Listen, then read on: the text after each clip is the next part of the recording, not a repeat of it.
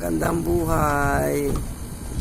Ayan guys, nagpa-practice po maglaro ng basketball ang ating mga kasamahang mga Nepali.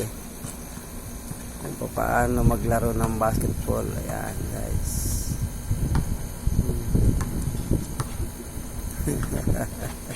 Naglalaroan nila yung isa.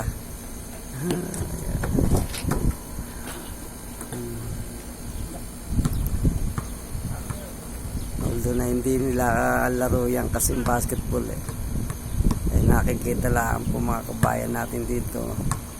Minsan naglalaro po kami.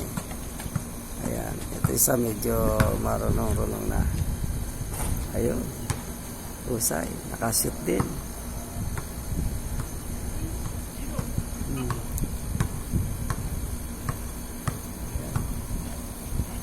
Pagkatapos ng trabaho nila, ayan, siguro hindi pa sila napapagod sa kanilang ginagawa sa warehouse at nagagawa pa nila maglaro sa paglabas ng trabaho nila. Ayan, medyo at sila ay nagpa-practice mag-basketball.